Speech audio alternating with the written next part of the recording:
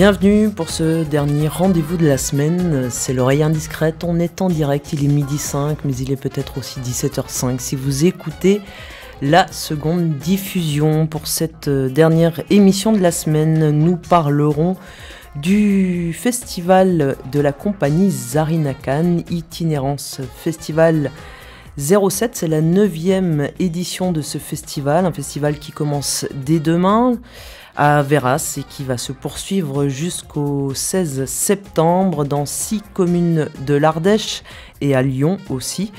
Nous accueillons donc Zarina Khan avec nous dans nos studios. Bonjour. Bonjour. Et nous accueillons aussi Sophie Perse qui fait partie de cette compagnie. Bonjour. Bonjour. Et à mes côtés, il y a Claire. Bonjour. Bonjour. On va commencer, avant de parler de ce festival, de cette 9e édition, par repartir un peu dans le passé. Pour un peu comprendre ce qui se passe aujourd'hui, il faut toujours repartir dans le passé, n'est-ce pas ? Exact. Donc, un petit historique peut-être de cette compagnie. Il y a aujourd'hui, on dit, 2 compagnies, l'une qui est à Paris, l'une qui est ardéchoise. À l'origine, dans les années 80, vous avez fondé la compagnie Zarina Khan à Paris. À Paris, tout à fait. Et j'ai travaillé pendant une vingtaine d'années sur un patrimoine qui intéresse assez peu, qui est celui des banlieues de la région parisienne. C'est rare qu'on aborde la banlieue par l'axe du patrimoine. Eh bien, moi, j'ai pendant 20 ans travaillé beaucoup avec des jeunes de Seine-Saint-Denis et de ces villes environnant cette grande capitale de Paris, afin de pouvoir surmonter les difficultés d'un vivre ensemble. Donc c'est vraiment ce qui m'a animée pendant 20 ans. La compagnie Zarina Khan a élaboré des outils culturels en fait pour que les spectacles deviennent aussi des lieux de conciliation, des lieux dont on repart modifié, avec l'envie de dire bonjour à son voisin avec lequel on est fâché depuis 10 ans. Voilà, ce sont des axes très clairs où culture et lien social sont indissociablement liés. Et c'est vrai que sur les dernières années en région parisienne, il m'est apparu qu'il manquait quelque chose de fondamental dans ce travail, qui est la beauté des zones rurales, la beauté de la campagne, le bon sens de la campagne, qui doit pouvoir venir irriguer l'urbain, les grandes villes, où on perd le contact avec qui on est, ce qu'on a dans son assiette, ce qu'on achète dans son magasin, où tout est tellement calibré, normé qu'on ne sait plus qu'il y a des gens qui travaillent la terre et qui nous permettent de nous nourrir, et que ces gens-là apportent à notre société, et pas assez à mon goût, une sagesse.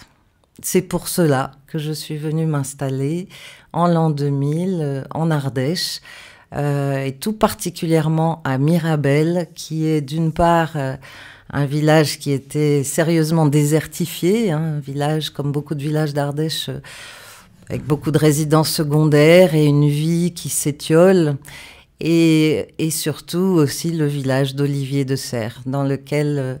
j'avoue, j'ai mis mes pas pour suivre cette très grande figure qui a travaillé sur les terres de Mirabel pour nous donner une autre forme d'agriculture, une autre idée de comment l'agriculture s'intègre à la vie des hommes.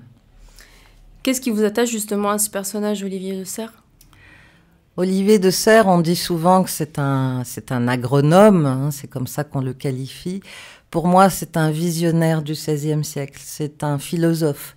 C'est quelqu'un qui a, dans son œuvre magistrale, Théâtre d'agriculture et ménage des champs, apporté un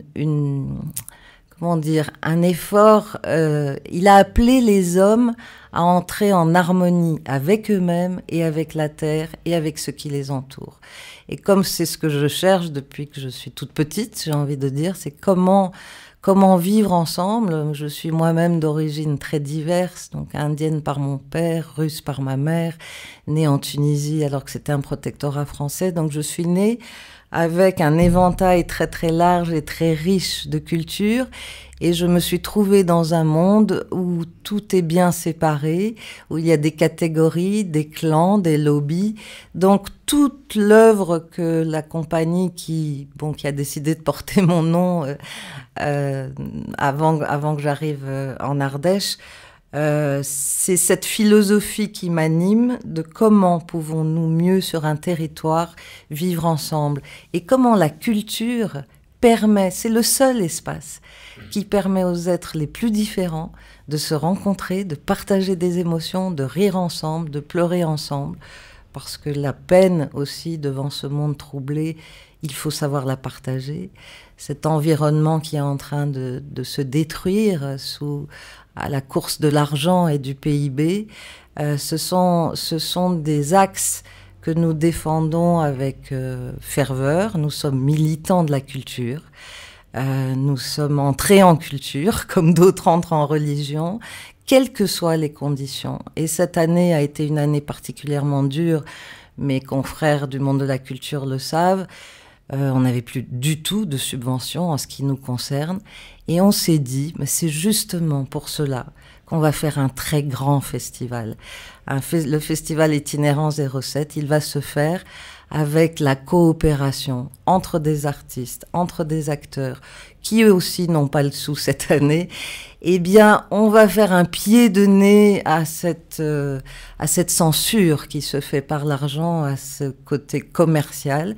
Et on va envahir les villages de l'Ardèche avec tous ceux qui veulent bien être dans cette dynamique de coopération. 2012, c'est l'année internationale de la coopération.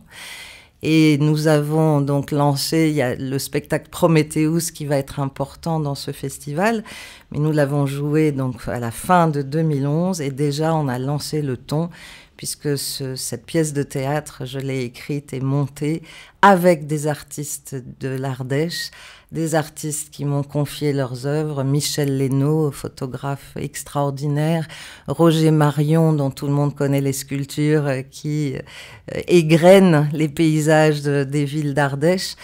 C'est vraiment dans cet esprit qu'on a travaillé cette année, c'est dans cet esprit que la Ville-Dieu nous a appelés à entrer en résidence avec eux pour qu'on travaille ensemble à ce que ce cloître devienne un très beau lieu d'accueil de spectacle. On va être les cobayes, on va être les premiers. La Gorse, pour d'autres raisons, la Gorse qui est très fort tournée vers l'écohabitat, vers l'écologie, avait envie aussi qu'on entre en partenariat puisque nous sommes ces militants d'une culture qui défend et préserve l'environnement.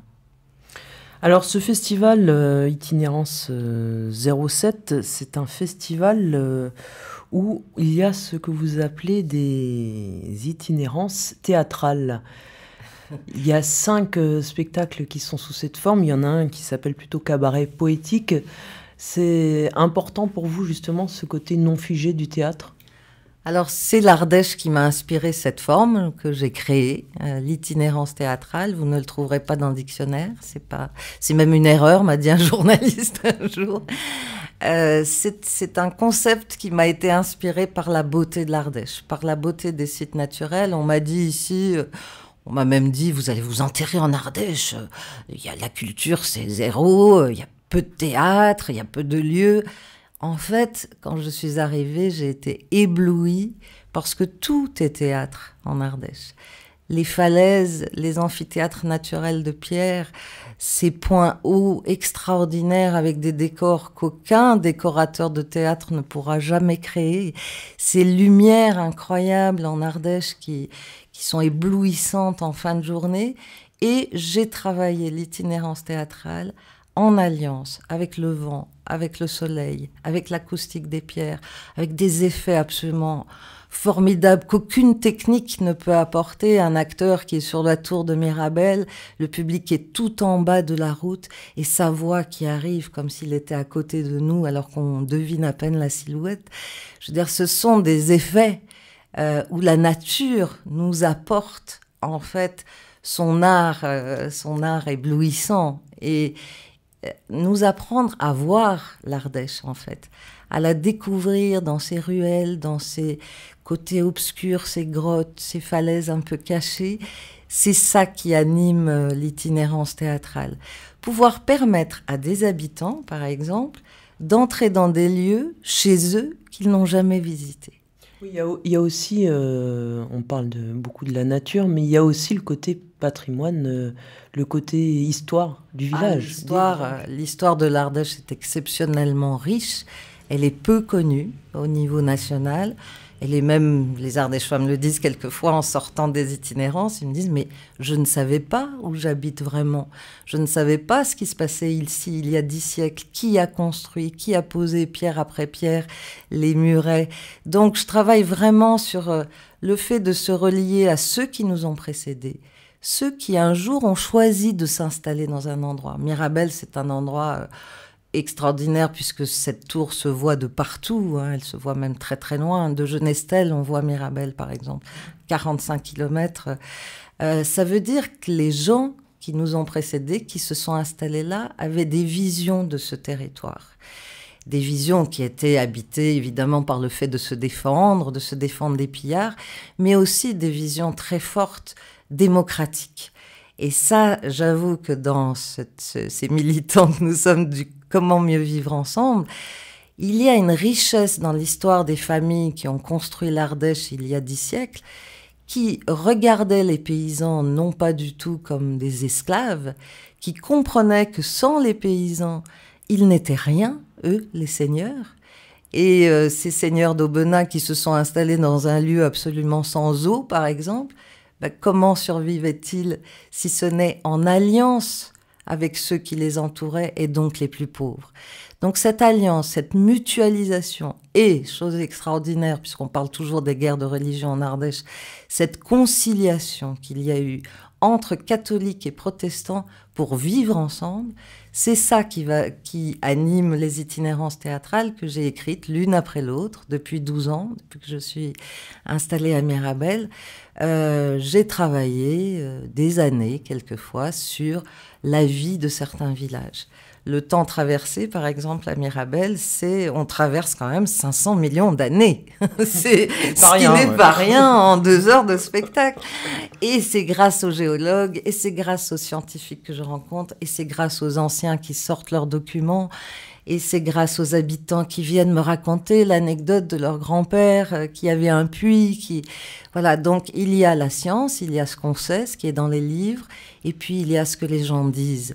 Et les gens parlent peu parce que souvent, on ne leur ouvre pas d'espace pour dire qui était leur famille, qui étaient leurs cousins, quelles étaient les guerres intestines, mais aussi les très belles histoires d'amour, quelquefois entre nobles et paysans. Des couples comme ça formés. Alors je me jette évidemment sur ces choses parce que l'amour est la clé, bien sûr, l'amour les uns pour les autres. C'est un mot qu'on emploie peu, mais dans un village, comment vivre ensemble si on n'a pas un peu d'amour pour ceux qui nous entourent? Donc pour la première date de ce festival, ce sera ce week-end, ce samedi, même demain. Demain, ce soir, c'est une grosse répétition générale. Donc, on est sur le fil. C'est la création, Claire, c'est la création de ce festival. Le village de Verras nous a permis à la compagnie Zarinakan de passer le col de l'Escrinet. On est très contents de ça, parce qu'il y a aussi des frontières naturelles un peu en Ardèche. Et en fait, il n'y a que l'humain qui permet d'ouvrir les frontières. Et donc, c'est Alain Louche et l'association Verras en poésie qui nous ont invités à écrire, à tisser une création avec quelques ateliers d'écriture avec les habitants de Verras, un atelier d'écriture avec les enfants de Verras qu'ils ont fait à l'école avec leurs enseignants, sur un thème qu'ils m'ont